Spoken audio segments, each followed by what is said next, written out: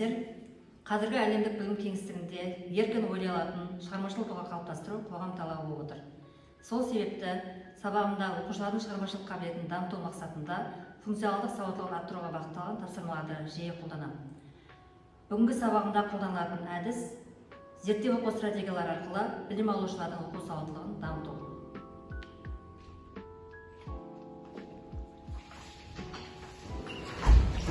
Сәлеметсіздер ме оқушылар? Отыра орындар. Бүгін қазақ тілі сабағы. Алдымен бүгінгі тақырыбымызды анықтау үшін мына видеоға назар аударайық.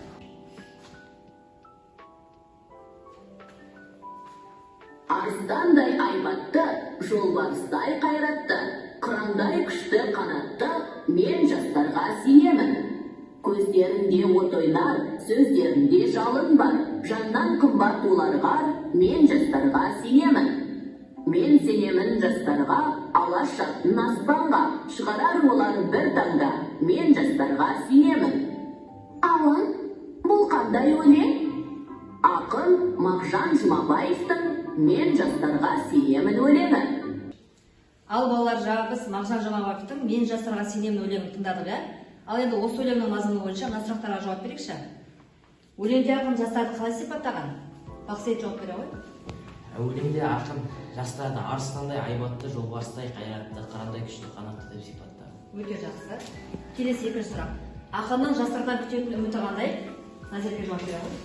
Ақын жастардан үміт күтеді, оны өлеңнің бірінші тармақтарынан байқалған, яғни мен жастарға сенемін. Біздің жастардың қайратты және бәсекелестікке жоғары болғанын қалайды. Өте жақсы. Келесі.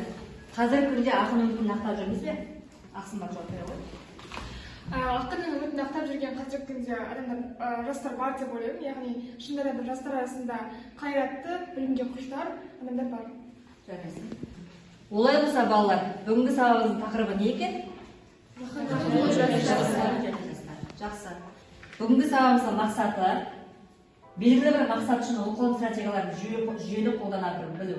Яғни біз бүгінгі сабақта мәтінді мұқият оқып, зерттей оқып отырып, мәтіндегі қажетті ақпараттарды іздеп, сондағы қарама-қайшылықтарды, себеп мен салдарын зерттей отырып, өмірмен байланыстырамыз.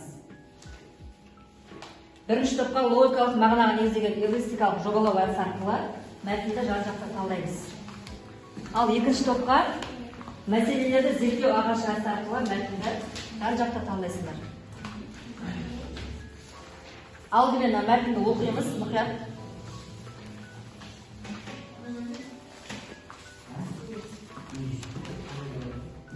Мәтінді мұқият оқимыз.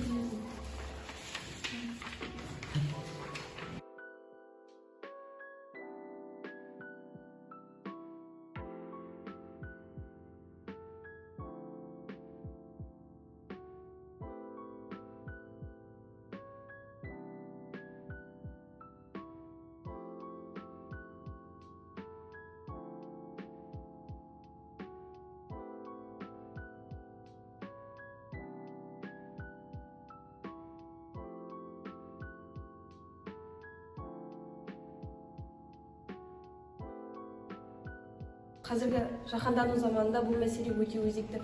Өйткені мәңгілік ел болу үшін ұлттық құндылықпен сусындаған, халқына жанашыр жастардың көп болуы керек.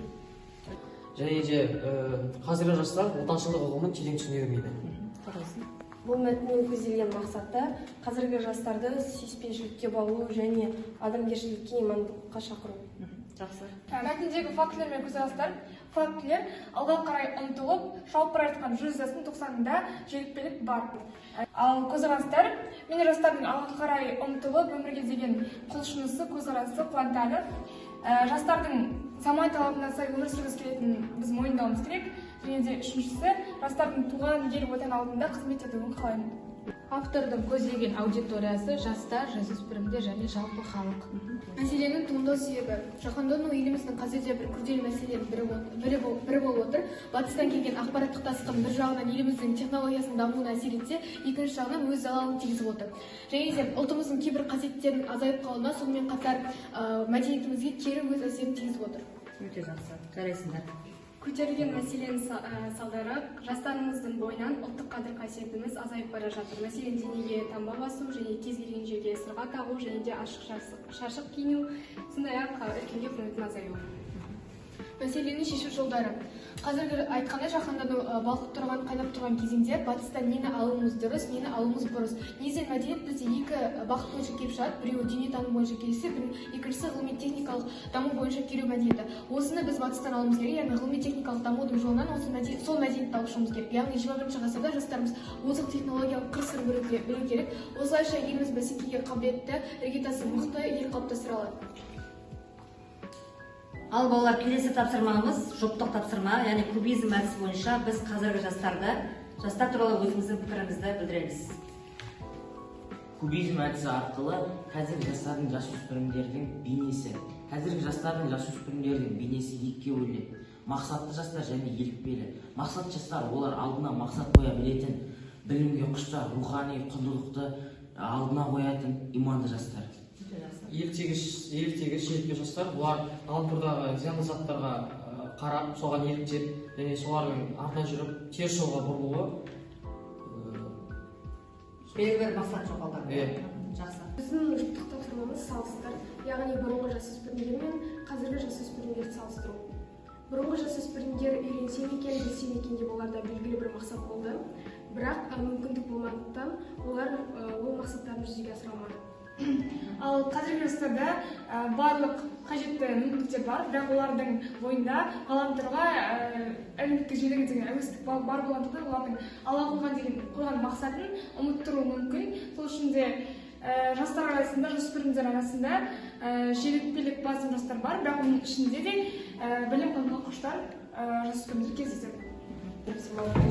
Ендігі 10 жылдықтағы жасөспірімдердің қандай болатынын болжау. Егер алдағы 10 жылдықта жасөспірімдердің толықтай білім алуына ешқандай кедергі болмайды деген сондай болу үшін қазіргі уақытта біз өзімізден бастаймыз. Әр заманның жасөспірімі өз заманына сай. Біз бұл пікірмен келісеміз. Қазіргі таңда ғалымдар әр заманның жастарын X, Y, Z деген Z деп бөліп жүр. Мысалы, X деп басталатын ұрпақтар қазіргі таңда 1963 пен 1983 жылға дейінгі туған адамдар. Яғни бұлар өз-өздеріне сенімді, тек өздеріне ғана сенеді және балама ойлайды. Әлемде болып жатқан жаңалықтардан хабардар болады. Сондай-ақ таңдау жасауға және өзін өзгертуге бейім болады. Келесі топ бұл бізде игіліктер тобы, яғни 1983 жылдан 2000 жылға дейінгі аралықта туған адамдар. Бұл адамдардың бір кемшілігі, олар дереу өсуді мақсат етеді, яғни өздерінен кәсіби өсуді төменнен бастаған қаламайды, дереу өсіп кеткен қалайды, ал олардың артықшылығы үнемі білімге ұмтылып тұрады, кәсібилікке ұмтылады, көп салада жұмыс жасап, көп жерден ақпарат білуді ұнатады. Ал келесі бізде Z, яғни 2000 жылдан кейін туған балалар. Бұл балалардың бізде болашақта қандай тұлға қалыптасатынын айту қиын, себебі олар жаңадан қалыптасып жатқан ұрпақ болып табылады. Яғни олар қазіргі кезде ерекше философия мен дүниетанымға ие, қабілетті, дарынды және гаджеттермен туған балалар, оларды нағыз цифрлы балалар деп айтуға келеді. Өте жақсы.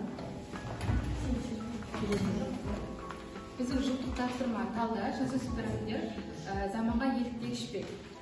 Жастар заманға еліктегіш, себебі олар қоғамда болып жатқан жаңалықтарды бойына тез қабылдап, оны ой елегіне өткізбей, бойына тез сіңіріп алады.